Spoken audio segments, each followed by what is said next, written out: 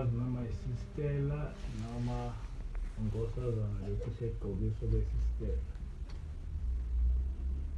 Besistela. Usuka kuphi ilokhosi? Usuka kuphi? Emadobela. Ake ngathintana nawe. Cha, bengifuna ukwazi ngoba isistela umuntu ofana anophiwa afana usuke umfundisi. So kufanele ngazi ukuthi sivakashele isistela. Inkonzo yethu yasekusenzwe iphathelwa umkhokheli Inkosi iMoses. Amen.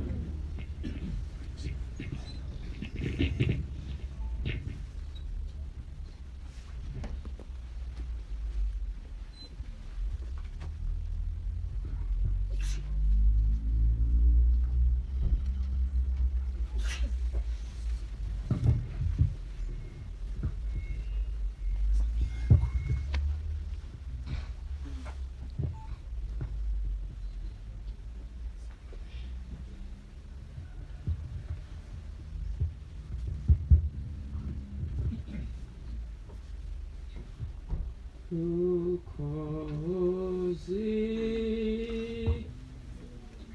olunamaphi akamisa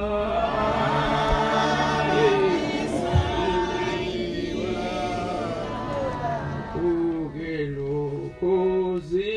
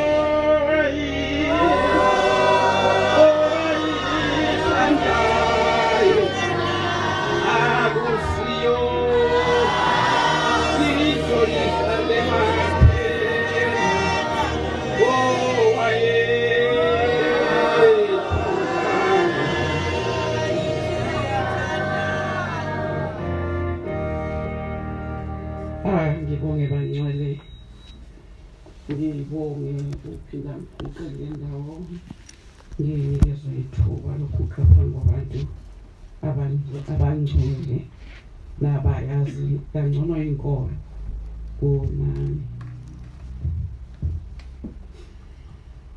Ngiyacela ukuba noma ngichaze ukuthi isihloko senkonzo sithi wathini uJehova kwabamkhonzayo. Ngicela ke ukumukela le nkonzo ngencwadi engicabanga ukuthi ngamakhosi esibili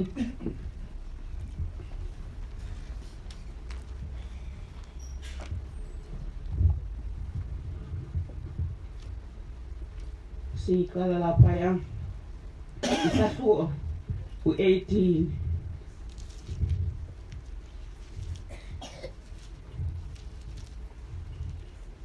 siqala ku-35 size siphelele ngithi ku-37 akubonakali kahle amagama ayo. Amen.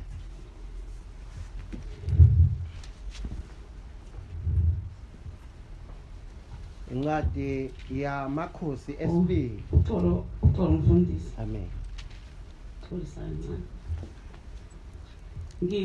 Ngicela umfundisi aqale lapha.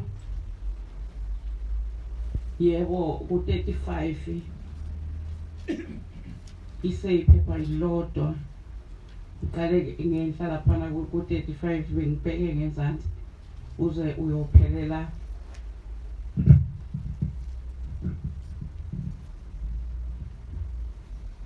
azibonakali kahle izilokuzana zayo. Ngicela umfundisi afunde laphana ku-35 Amen.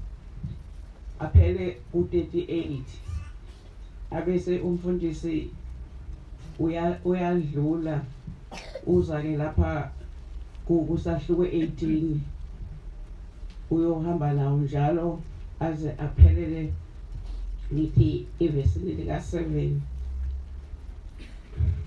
Amen. Yeah. Amen.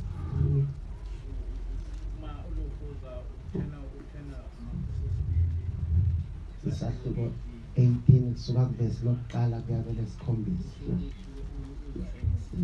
Amen. Isahluko 17 bese ngifika ku isweta mayeze nje ani ukwesaba abanye onkulunkulu ningakhothameli kubo ningabakhonzi ningabahlabeli kepha uJehova owanikhuphula ezweni laseGibhithe ngamandla amakhulu nangengalo eyeluliweyo yena niyakumesaba kuyena niyakukhothamela nimhlabele yena. Amen. Sengishiya lapho singila kusahluko 18. Amen.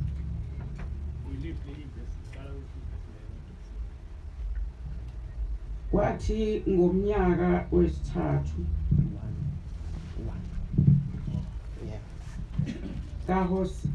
kaHosea indodana ka-Ela inkosi yakwa-Israyeli uHezekhiya indodana kaHazi inkosi yakwaJuda waba inkosi wayeneminyaka engama-25. Ekuqaleni kwakhe ukubusa wabusa iminyaka engama-29 eJerusalema. Igama likanina lalingu-Abi indodakazi kaZakariya. Wenza okuhle wenza okulungileyo emehlweni kaJehova njengakho konke ayekwenzile uDavida uyise.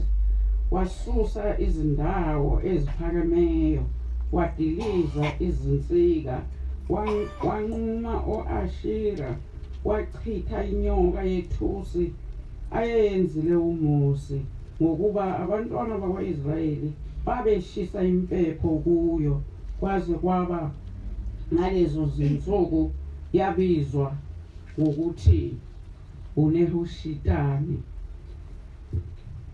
Wamethemba uJehova uNkulunkulu wakwa-Israyeli kwangabakho onjengaye phakathi kwawo onke amakhosi akwaJuda nakuwo ayengaphambi kwakhe ngokuba wabambelela kuJehova akasukanga ekumlandeleni kepha wagcina imiyalo yakhe uJehova ayala ngayo uMose. uJehova wayenaye nomaphi lapho eya khona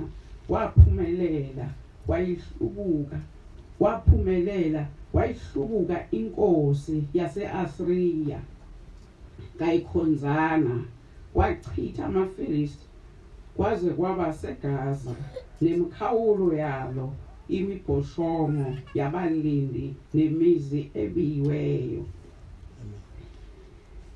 Mancane amagama lapha njenganje ngidela ngingaboni ngizenkiletha ngifunda ngoba ngiyabona manje lapha eduzane ungazothina amancane kakhulu lawa ayabhalwe lapha ngakuthi kusuka lapha no7 kunzima ukuthi umbone la ungagcina usho kungekho. Ngithi-ke abantwana basephakameni isihloko sithi wathini uJehova ngoba mkhonzayo. Impendulo-ke siyithola la uthi aniyi ukwesaba abanye onkulunkulu. Uma ngithi wathini uJehova ngoba mkhonzayo, wathi asiukwesaba abanye onkulunkulu, wathi singabakhothameli, wathi singabakhonzi, wathi singabahlabeli, wathi kepha uJehova wanaphula izwe laseGibhita ngamandla amakhulu nangengalo eluliweyo, yena niyakumesaba kuye niyakukhothamela niyokumhlabela yena. Izimpendulo lezi eziyinhlanhla yalabo abavamile ukuthi basifake umbuzo ukuthi singamanazaretha kaNkulunkulu uma leli bandla lakhiwa inkosi elanga kwenziwa yini singenzi njengamanye amanazaretha. Kodwa impendulo ithi inkosi langa yayingeke ifise ukuthi leli bandla libe khona uma ngabe kwakufanele senze lokho okwenziwa yibo. Ukwakhiwa kwebandla inkosi langa yabona ukuthi njengale ntshumayelo yasekuseni emsakazweni ekhuluma ukuthi ubaba mkhulu wathi uma ngabe sekukhona izangoma phakathi kwebandla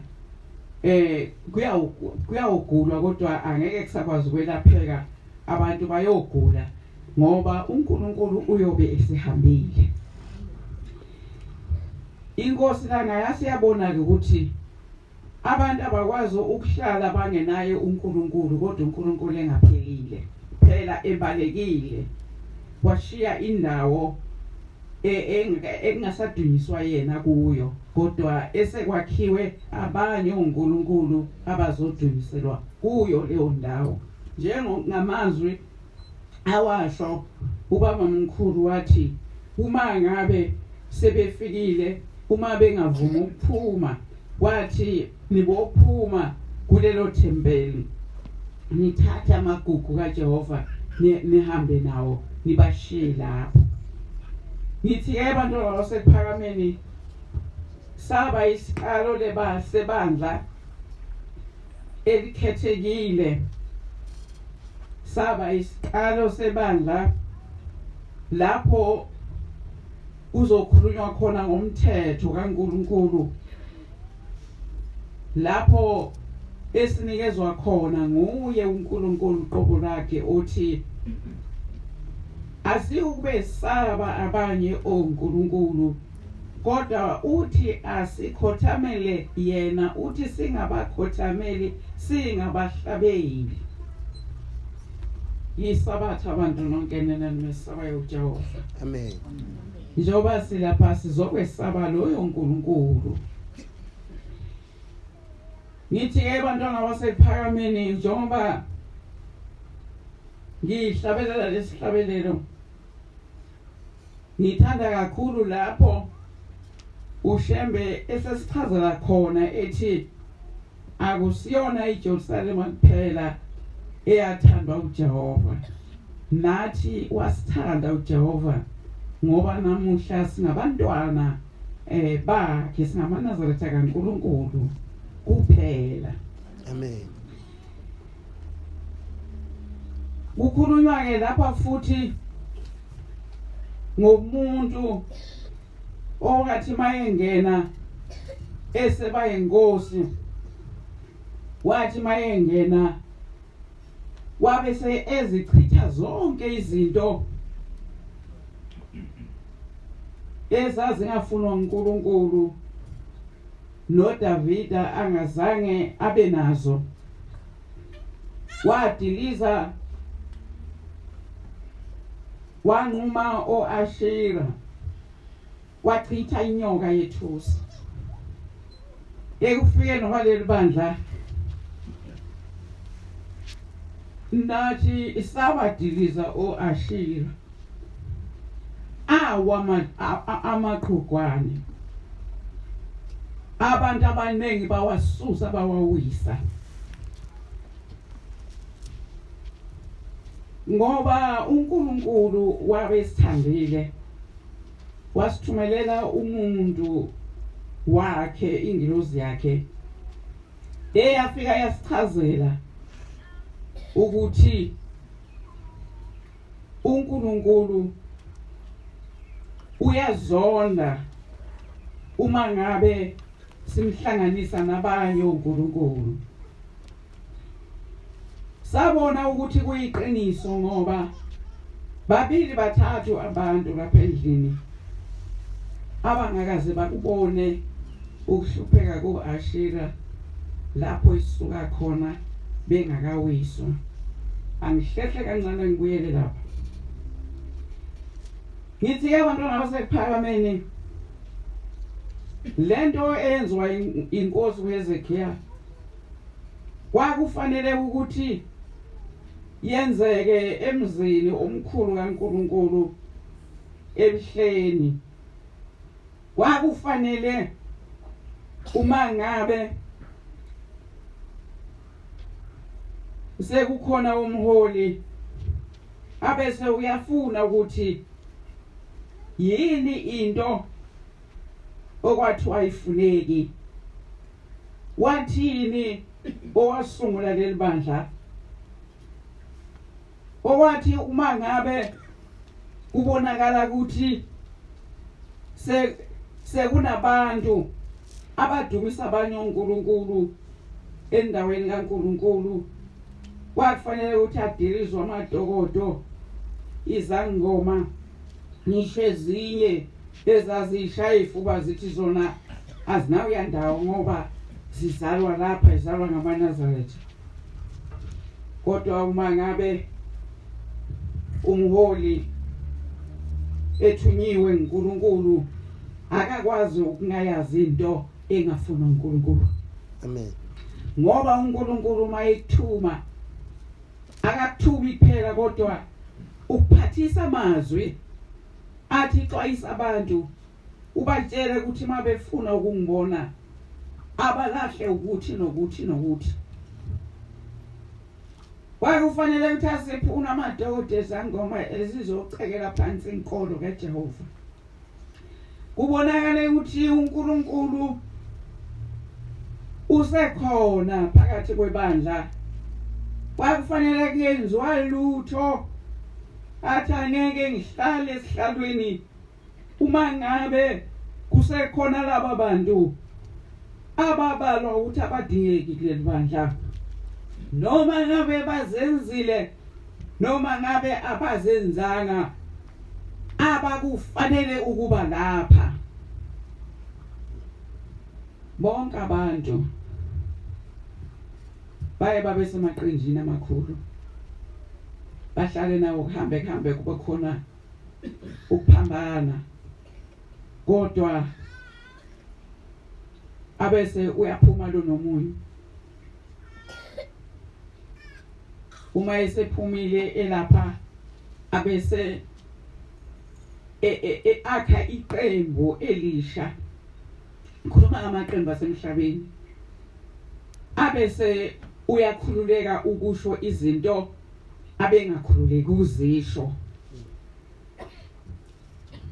Ngiyabuza ukuthi uma ngabe izangoma zivika ngokuthi azizange zona zikucele lokho, manje kusho ukuthi ngoba zingakucelanga kufanele kuba uhamba uJehova phakathi kwethu. Kuba yini ukuthi izangoma zingaphumi zakhe inkolo yazo zigcobane zibe ngabafundisi namabhishophi benkolo yazo abaphumi ngani kule bandla likaNkulunkulu ngoba vele sebanengi bona bangaphezulu kwabantu abangekho kulento abaphumi ngani kushema bakhe inkolo yabo abangazokuhlukunyezwa ngumuntu kuyo ezokhuluma ngoyisemkhulu ngokukhululeka ngoba lenkolo lena thina asinikwa ngalutho sanikwa ukuba sesabe uJehova. uShembe wayeqhamuka ezulwini ngoba uma ufunda lamazwi ukuthi anikwesaba abanye uNkulunkulu ungathi uma ubheka ke sihlabelelo bese ubheka ivesi lesithathu elithi mesabeni uJehova. Kunye lokukhuluma ngithi ke bantwana basephakameni kungako la singeke saba naye uShem wezangoma ukuthi sizothi masikhala siqiphiza inyembezi sithi naso sasingathandi ukuba sizawubese sivula amasango sithi ngena ngoba wawungayithandi lento asize sakwenza lokho. Izangoma ziningi kabi zingakha inkolo evutha uphondo zizakhele zona zidumise ngokukhululeka oyisemkhulu zibaphekele ngokukhululeka oyisemkhulu. Senziwa yini izangoma zithi zikhuluma ngabantu abadala zifuna ukubalekela lapha ekhulunywa khona ngoJehova uma ngaba zithunyiwe ngomubi mangaba yisizo ingilosi zikaSathane ezizodukisa abantu kuNkulunkulu. Lapha kuleli bandla asikuvumeli ngisho ukuzamula asikuvumeli ngoba ukuzamula kuyisimemezelo. Sababona abantu bezamula bangaqedi kwathi egcineni kwagcina sekubonakala abantu beshaya ujenge beyakhona ngoba bazamulile.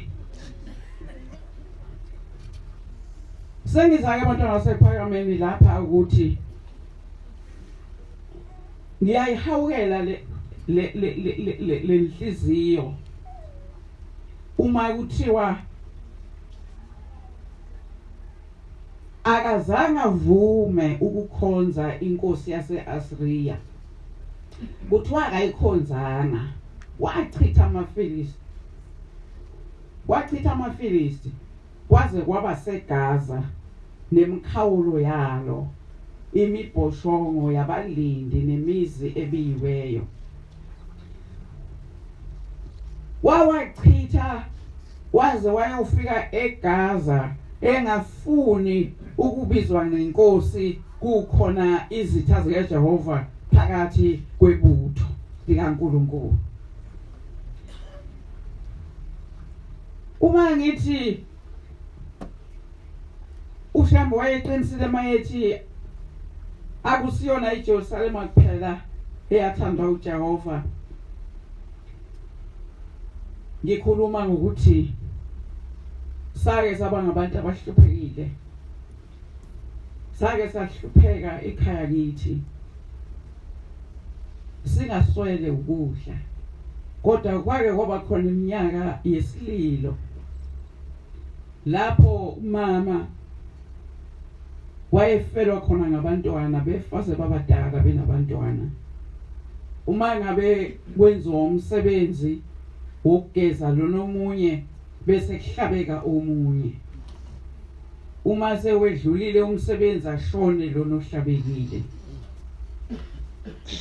wayesehlale ezilile ngoba babephela abantwana kufa ngisho izingane zabodadewethu. Konke lokhu kwenzeka emva kokuba kufika umuntu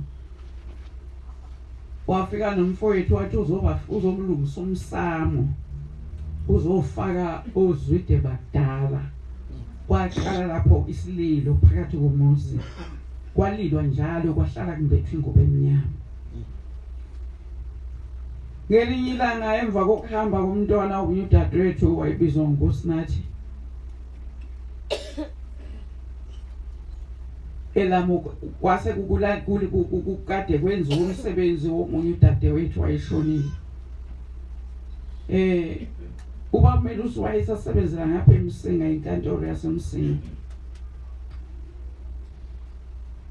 Ngaziswa ngoba iNCJ yanyaka bakhona. Kwathiwa kuzoba nomsebenzi ngelanga elingukuthi. Wathi sekuseduze bangcwele ngenzela ukuthi ningiqonde ukuthi yini lenta eyenza ukuthi ngimemeze kakhulu mase ngifika lapho ekuthiwa khona kusiyo eJerusalem kuphela eyathanda uJehova. Ngaphuma ngibhuluka indlela isifikile indlozi kaThixo. Wathi phuthuma uyovimba lo msebenzi. Uma beke bawenza kuzawufoma omunye wathi sebazofana babili ngelanga elilodwa. Ngangazi ukuthi ngizawuvimba kanjani umsebenzi kubantu abanenkolelo izinto zesintu. Wangagcina ngokuthi uvinje umsebenzi washo wakhipha isixazululo wathi uyabona kuwo konke lokuhlupheka kwathiwa kufaka abantu abadala kwathengwa namaphiniva kwathiwa kwakuthengwa ugogo zalo baba kwathengwa nejazi kwathiwa ngelunika mkhulu. Wathi ugogo wakho wahamba emhlabeni azilile. Wathi umethe ubumnyama ngalokho asikho isibusiso esingalethwa uye. Wathi ngale kwalokho lapha eMsamo lapha eguqwa khona nasesibayeni akukho umuntu wakwaZwide. Wathi lapha yana kuhlezi izilwane zavunula zayovundla khona lapha eMsamo. USathane sebonile ukuthi abantu besaba abantu abadala noNkulunkulu. Uthi ke lezi izilwane ziyathokoza lesikhathi kuhlatshwa. Uma ngabe kungahlatshwa zibulala umuntu ngoba ziyazi ukuthi mase kufa umuntu kuzawufuneka embuzi umphelezela abanye inkomo bese ziyahlala. Ngibuza ukuthi ngizafe ngithini kumama ngoba sikhuliswe ngayo lento nami ngiyayazi. Wathi hamba umtshele ukuthi uzophela bonke abantu bakhe. Wathi umtshele ukuthi usho inkosi yasePhakameni umtshele ukhuluma nje ukuthi ngithunywa inkosi langa ithi manje ngutshele ukuthi bazophela abantu bakho bonke uma ke wenza umsebenzi. Manje kufanele benze njani? Wathi nje awukho umsebenzi ofanele bawenze. Wathi njengoba njena kunjena. Wathi lo umuntu omdala owahamba emnyango wathi inhlambuluko yinto enkulu. Ngasha ucingo ngakafika ekhaya ngathi mama usekuphelele konke. Wathi yebo kuphelele konke nje nembuzo ikhona mntanami. Ngathi uma ungenze lutho ngize ngifike. Ngithe manje ngifika khona ngangiphethe imbenge ngiphethe ifoto kababelana ngokuhlaleni wayitshele lokho. Wathi ufike uyibeke kulomsamo lapho kuthene khona lezilwane ezalandwa zafakwa kwathiwa ngoyihlo omkhulu. Wathi uma uke wayibeka le foto lapha eMsamo bese niza nonke ningumndeni nifike nihlambuluke khona bese niyanikela nibike usizo. Wathi umama anikele atshele ubaba ukuthi usephelelwe ngabantwana, uyacela ukuthi ingamukele intambo yokufa. Bantwana basekuphakameni ngafa ngoba nje isibinde esikhulu kabi, ngangasitho mama uzolwa nami. Kodwa nganela kumtshela umama wakulalela konke lokho. Wathi manje sisakwenza njani ngotshwala? Ngathi mina bunikeza abaphuzayo. Mama ngobe ngaphuza utshwala. Ngafika abantwana basekuphakameni, uthi ke unkosazane akanakhulumi ngalomsebenzi abezowenzela lo mntwana, akakhulume nalogogo. Ngibuza ukuthi kufanele wenziwe njani, wathi akakhiphe umnikelo. Acele iNkosi yasekuphakameni athi umama ezala wami wahamba ezilile. Ngano Nkosi nanku umnikelo. Ngiyacela ukuthi ungihlambulule yena. Ngiyacela Nkosi ukuthi umsuse emathunzini amnyama ahamba nawo. Ngiyamcelela baba ukuthi abe sekukhanyeni ngoba wahamba nenzilo. Wawusho yonke umnikelo njengoba yeshilo uhlaleleni. Wathi ngicela ukuthi singamuke isililo. Wahlehliswa umsebenzi wawuzobenza uSinati. Wathiwa akukhulunywe ngalezi sizakwazi.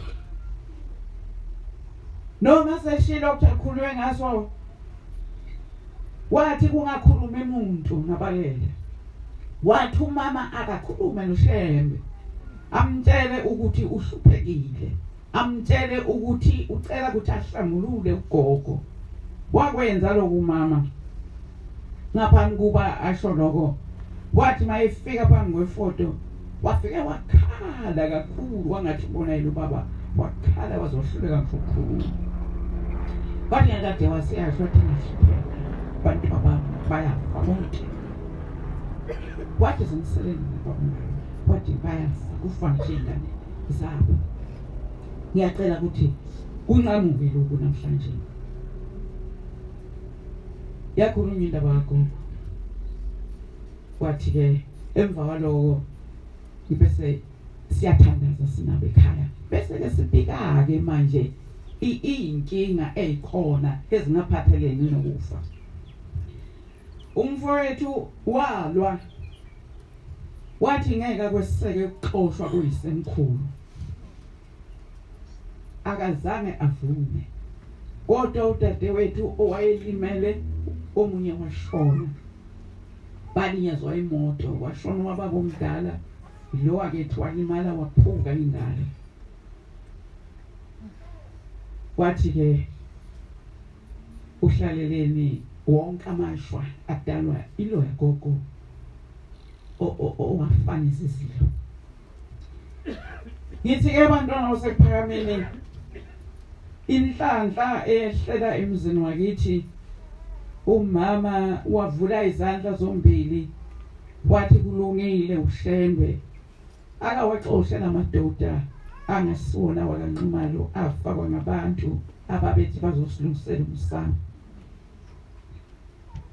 Bantwana basekuphakameni, udadewethu ngendlela limala ngaye kodwa wayethi afika kuzo zonke indawo bamxoshe bathi akalimalanga akwazi ukuthola imali. Naleyo nkinga wayibika ngoba wayeshilo hlaleni themva ngoba sesenzele kube sesiyabika. Ngalelo langa kubikiwe abantwana basekuphakameni ngabona isimangaliso ekulaleni kwami. Ngathi uma ngilele umama ewukhiphile umnikelo ecele uShembe ukuthi ahlambulule ugogo. Ngabona umuntu wesifazana ombethe izinto ezimhlophe emuhla ugogo wayengayena umuntu kahle ikhabathi. Ngambona esuka phakathi egcekeni ehamba lo muntu wandiza wazohamba wangathi yifu wazo wayewusithela. Ngavuke kuseni ngakhuza ingcwele ngoba ngangitshela ukuthi ugogo uyaluza khona lapha emhlabeni. Umbethe zona lezi ngubo zokuhlupheka. manje uNkulunkulu wayengikhombisa ukuthi lento eshiwe ingilozi iqiniso. Amen. Ngamtshela umama bantwana basePhakameni nangempela kwanqamuka ukufa kwethu. Amen. Akuphindana kwaba khona umuntu ofayo. Umama uhambe nje semdala eseya ko 90 wahamba phambi kwalonyaka ophelile azange kuphinde kufe umuntu. Amen. Ngisho ngakho ke ukuthi uShembe wayeqinisile mayithathi yona iJerusalem waphela iyathanda uJehova nathi sathandeka ngoba ngoShembe yaphela ingubo emnyama kithi. Amen. Ngithi ke bantwana basePhakameni ke sizofuna lokukholwa okwabhidliza wonke amadokodo abantu abaxabene noNkulunkulu kodwa bangafuni ukuyokwakha into ebonakalayo eqondene nabo. Ilokhu ke inkosi uHezekiya achitha yonke into ngoba wayengafuni ukuthi uJehova angababikho phakathi kwabo exoshwa izinto ezingadingeki. Ngokuba iNazaretha kwami wasinda umuzi wakithi. Amen. Njengoba uShembe ethi lalela wenza. Ngithi ke bantwana basePhakameni le ndaba yokuthi anikwesaba abanye boNkulunkulu idinga ukuthi abafowethu esikhonza nabo bathole isixazululo ngoba banenkinga uma sekufika lapho ukuthi thina singamaNazaretha kaNkulunkulu. Uma ungumNazaretha kaNkulunkulu kuchaza ukuthi konke ukwethemba kwakho kuNkulunkulu kuphela. Amen. Ngithi ke bantwana basePhakameni kwakungasiko kona kokuqala ukuthi kwenzeke izimangaliso. Ngelinye ilanga noma ngiqale lapha ekuqaleni ngizokhuluma nje indaba emfishane ngibalekela isikhathi.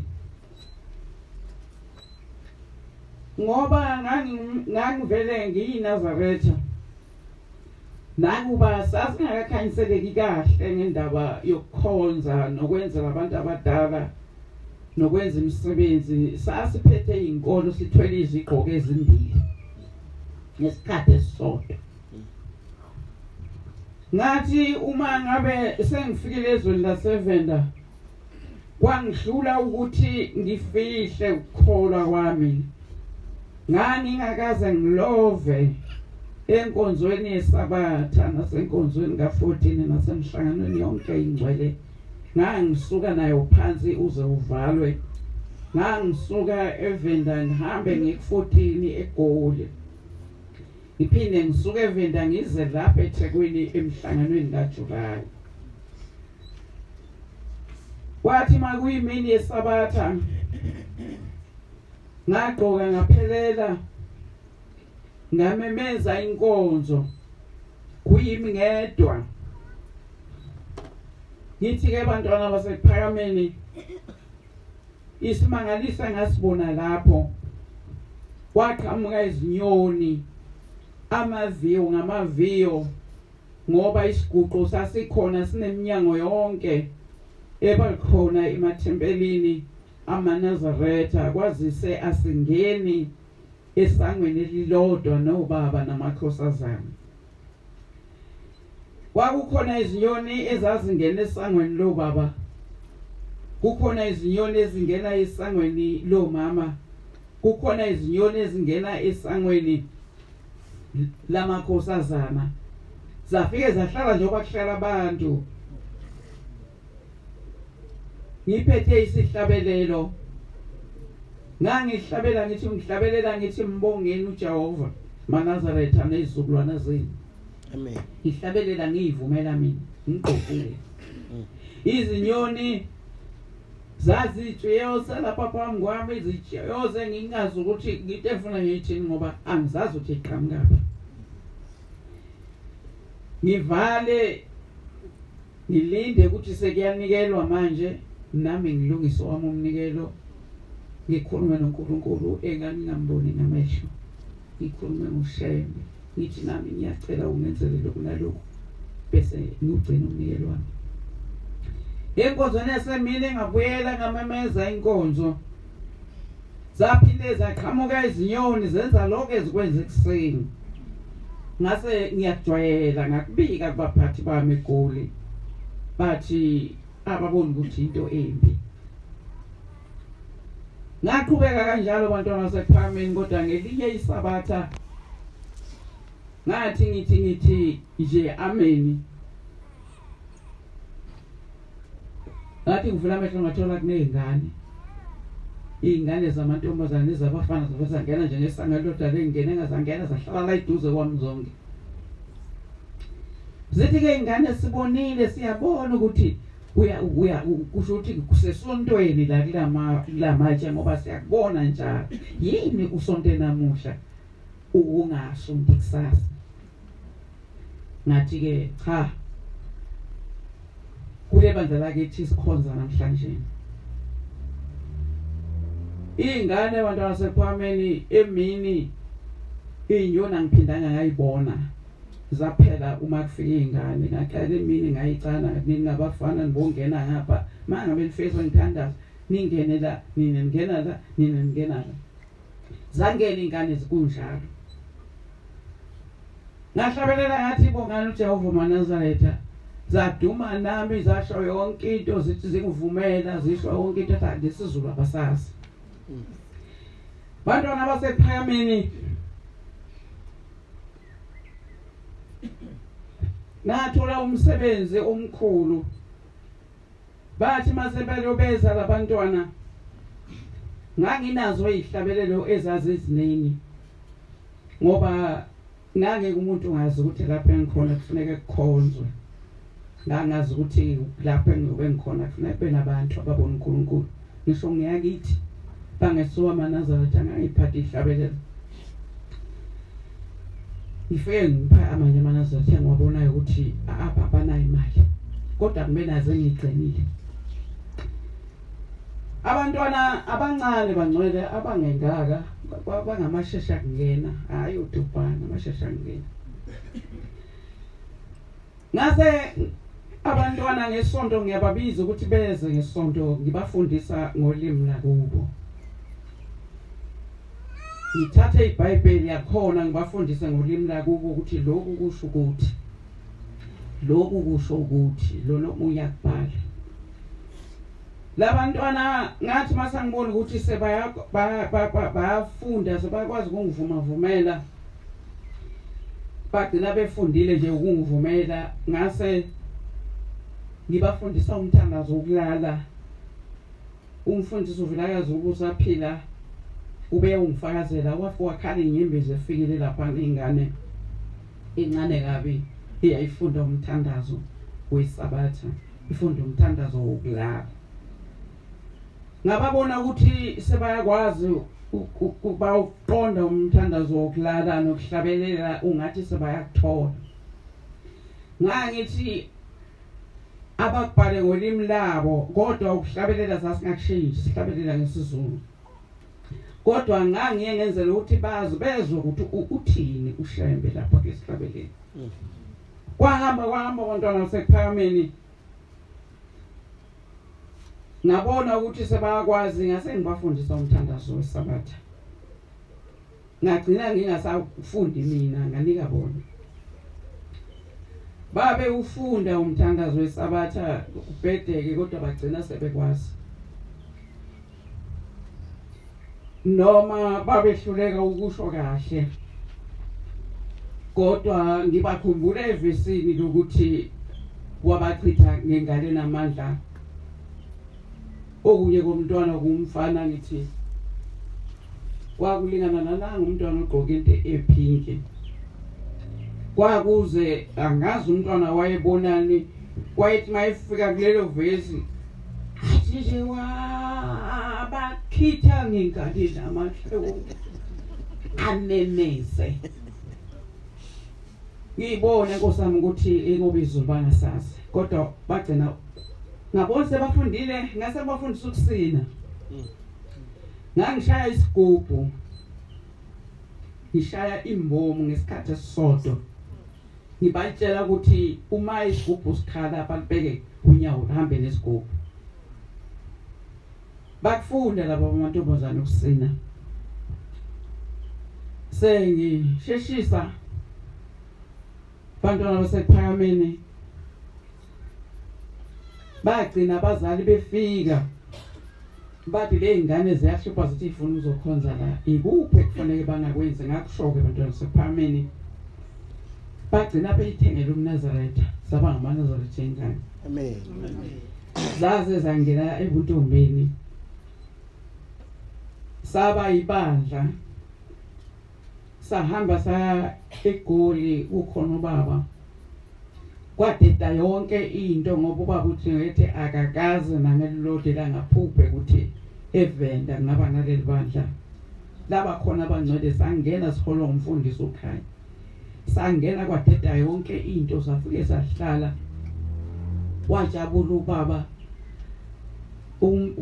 uma ekhuluma nabo kuyime engidorikayo abuza ubaba ukuthi kutheni manje ngithi baba ngibatshela lokhu nalokhu nje athi baba bathini manje njengoba bathi njengoba bathi izolo babengasho ukuthi izolo baba bathi ndizone uma uthi ndizone usho ukuthi kulungile athi njengoba bathi izolo ngithi ke abantwana basePhakameni agcina ngalapho lezi ingane zaba izintombi zangena emgidini ngabatshela ngihamba nabo ngafaka ko-anti ngabatshela ngathi uma nikhuluma nalabantwana ningabashaya akwayi ukuthi bazobe banidelela mhlambe isizulu basiqonda masikhulunywa yini ngeke ngibone ngathi siyabalahlekela amakhuluma omunye umuntu into abayaziyo isingisi uma ngabe ukukhuluma bangazokukhuluma isingisi bayasaza isingisi ngabathatha ngabasa ko-anti bavunulile baphuma nemigede engcwele kaJehova Amen. kwathi mase kusinwa balequlweni u-anti uMasangweni wabalanda khona wabafaka phakathi nendawo ngendlela babesina ngakhona abantwana abazange bahlale nokuhlala labantwana bacelwa ukuthaphutaphu Amen. ingane ezayisina ngithi ke bantwana basePhakameni uma uNkulunkulu evuma ngiyafisa ukuthi abantu bazi ukuthi uShembe wayeqinisile mayethi uJehova akusiyo iJerusalem kuphela ayithandayo kwaba ke nalamanazareth abantwana basePhakameni kwagcina kungena abantu abadala yafika ingudlungudlu yagcwala lapha yana abanye bangonina wale ingane abanye basi kodwa bantwana basePhakameni ngicela kube kubili nje engifisa ukuthi ngikusho esikhathini esincane esesengisalele noma esesedlule ukuthi umoya kaNkuluNkulu uyasebenza abantwana basePhakameni ngahlangana nenkinga kwafika omunye umama ephethe umntwana ethi lo mntwana lona solokazalwa akakaze abe nawo amathambo lo mntwana nje uyithawula akakhali akanjani nje ngimuphe nje ukudla ngimshiye kanjalo noma ngayaphi ngimshiya lapho kuba angeke azakhale wathi bodokotela bathi akamthathe ngeke lo mntwana aphile isikhathi eside ngoba akanawo amathambo umntwana nje oyinyama bantwana basePhakameni ngathandaza ngabiza lo nkulunkulu kaSheme ngathandaza ngithi lo mntwana njalo ekuseni bamlethe kuzomphusa amanzi ngibuye ngimgeze nantambama kanjalo kodwa ngelinye ilanga unina ngowayesevele eNazaretha waqhamuka egijima engamphethe umntwana ngashawuvala kade mhlambe sowuhlolile wafika wathi akabongwe uJehova ngathi kwenze njani. Ithi le nkosikazi umntwana namhlanje nangimuzo wakhala. Wathi ngakusasa wabuya. Wathi lo mntwana ngithe mangemhlalisa ngamthola ukuthi useyakwazi ukuhlala mangibamba ngezwe ukuthi hayi lo mntwana usenawo amathambo. Amen. Uthi ke incwadi khona. Odokotela abayisayinayo nekliniki abehamba kuyo. Ngithi bantwana basephakameni lo mntwana wagcina ekhasa ekwazi ukuhamba ngamathambo awanizwa uNkulunkulu kaShembe onguJehova. Amen. Ngaba umuntu osebenzayo ngangingakwazi ukuhlala nje ngithule. Kodwa ke ngangiphila leso sikhathi. Kwakuhlala kuza abantu. Omunye umakoti owayekade kutshalwe isilwane emzimbeni wakhe ayethola abantwana bashone. Bathi odokotela izingane ayitholayo ziyakheka kodwa azinamphefumulo. Ngithi abantwana baze bayi4 phansi. Kulona ogcina umntwana bamxosha lo makoti. Bamxosha bangcwele bathi akahambe abasekhweni lakhe. Lo makoti sasingabhekani naye. Sibanga ukuchwenza ngoba wabuza komunye ukuthi lona wathi hayi sengikholwa kuShembe. Wangasho ukuthi ngibani uShembe, wathi yini uShembe. Ngathi mina ubuza kanjani kanje yini uShembe, yini ngathi ngibani. Wadelela ngagcina ke singasashayisana ngoba nami ngangamthanda umuntu odelelayo edelela uShembe yena engumKristu. Wahamba abantwana basephakameni bamxosha umntwana. Ingane zakhe zayingcwatshwa ngekho yena esesibhedlela ngaya ngiyokhala. Wafika unina zakawantshela wathi umntana nami ngeke nani nabe umuntu. Kufanele nje ukuthi ahambe abuyele kubo. Umntana ngeke abe nawo umuzi. Ngathi kuye cha ungangixoshi. Ngoba ezala abantwana abangenamphefumulo ngathi mina nginaye uNkulunkulu ophethe imphefumulo. Wathi odokotela basitshelile ukuthi akazobuya thola umntwana bamvalile ngoba uthola abantwana ngokuhlinzwa uvaliwe impela akazobuya thola umntwana akahambe umntana masokhala. Wabuya lo mntwana engazi ukuthi ubuyela ukuxoshwa. Ngase ngiyaya khona. Ngafike ngamlilela waba namahloni ngoba sasingakhulumisani naye. Ngafike ngamlilela ngathi hayi umuntu omncane kimi ulingana nengane zakudadewethu. Ngathi hayi mntana asidlule kuloko yana. Ungabi namahloni ungibona ngize kuwe. Ngize ngale ndaba yakho ukuthi nginaye uNkulunkulu ongabavusa labantu abakho emzimbeni wakho, ongakunikeza umphefumulo ngoba wena awuna inkinga ukuthola abantu kuphela abantwana ababe nomphefumulo. Yavumela phezulu Nkosami ngale bathi bayangixosha ngathi ngiyekele lokho thula ngangena khona ngabacela ngathi ngicela lo mntwana ninginike inyanga intathu. Uma ngabe kungenzeki ningibophe ukuthi ngiqamba manga ngikhohlisa abantu. Lo mntwana njalo ekseni wayenza ngimnikeza amanzi abusisiwe, ngimnikeza amafutha. Kwafika lapho kufika khona izwi ukuthi kufanele ukuthi njalo athola amanzi abusisiwe ageze umzimba. Nangikwenza lokho ngimnike ngithi akageza umzimba. Lo mntwana kunesilwane kuye esasisihleli iminyaka kuye.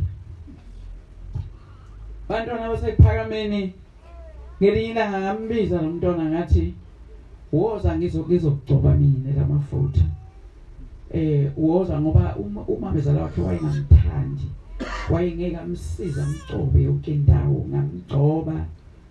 Ngabona isimangaliso ebangcwele. ngabona isimangaliso ngamangala kuphuma indoda emfihlane emnyama enempumulo eyithebhisi embi yaphuma indoda iphuma emzula yacisha yangiqeda yathi unjengoba unguwe lo ngilandela umlilo ngingcono ngize kuwe ngingakhali ngimemeza ngoba ayimbi imfihlane namehla abovu yathi ngineminyaka ngihleli lapha ngakhile uqhamuka lena manje nguwe ayizange ngifihlathe nguwe lona ubiza ushembe nguwe lona olanda umlilo ushembe yalwa indoda lapha eyamba khona angikhuluma ngento eyaba umoya lapha eyidlula khona babekhala abantwana ingane zidlala ikopota zayikhala ingane lapha idlula khona indoda isihamba angiyazi ukuthi yahamba yohlala kubani yayibalisa wathi kunjalo ngase ngithi lo mntwana ngibiza umyeni wakhe ngathi thatha lo mntwana uyohlala naye la usebenza khona uzomthola umntwana ngoba le ndoda ihleli kuye itshalwe kuye ihambile bantwana basePhakameni akusiyona iJerusalema kuphela iyathandwa uNkulunkulu amen lo mntwana wamthatha wahamba naye kweqa inyanga yabayinye wase uyangitshela ukuthi akasaziboni kahle ngathi mina ake uhlale nje ngapho zaphela ke inyanga ezimbili weza ke incwadi ngiye komunye udokotela wangitshela ukuthi angilindele umuntu omusha ngathi umuntu omusha ovelaphi uvaliwe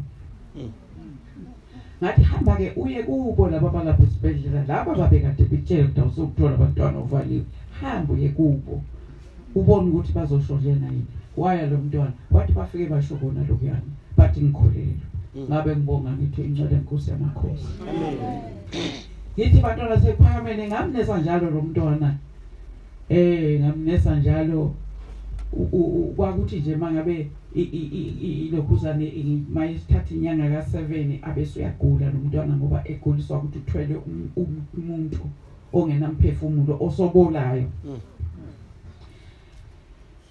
ngase ngithi kumkhwenyana wakhe ufike kwakungasho mina kodwa uNkulunkulu wayevele engithande kimi lathi izwi akafike ngesifingo sokusa kungu14 azothatha umphefumulo walomntwana singakafiki isikhathi lapho agula khona bese labantwana bayadonswa ngoba basuke vele sebonakala ngoba umuntu ongenamphefumulo bantwana basePhakameni wafika kusamntana abantu wafika wakhokophala nje lapha eminyango wangqongqoza lesikhathi wathiwa athenge indwangu emhlophe ezinayo wafika nayo lo mntwana kwathi waleyo ndwangu ayofika nayo uyidabule uyipophe uyenze intambo bese uthatha le piece esele ufake le ntambo bayofika ibophe la lithe izwi akeze nenvelope emhlophe weza nako konke umntana abantu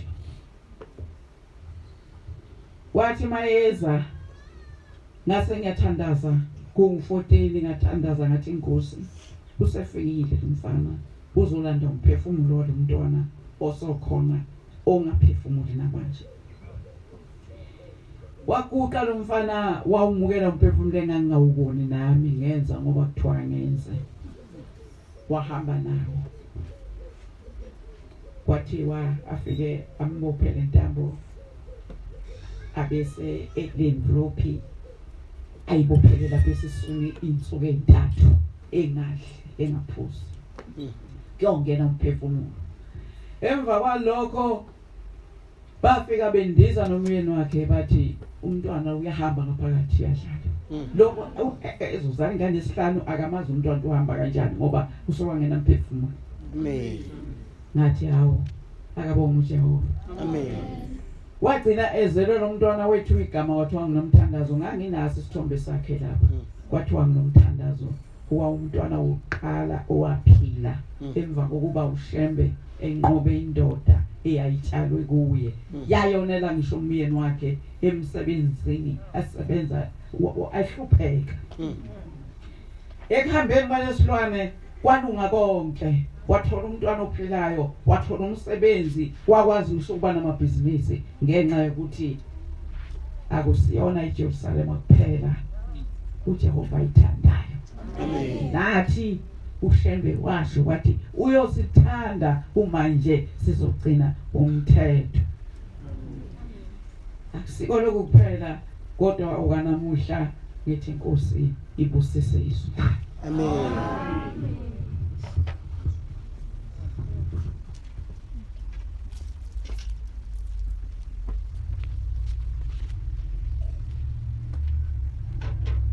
Siyawabonga amazwi omkhokheli inkosi Mbusisi. Amen. Akukho engizokueda ngazi nokuthi isikhathini manje uthini lapho. Nasembeni. Sizovala ngehlabelelo 50 inkosi busiphama kwebandla.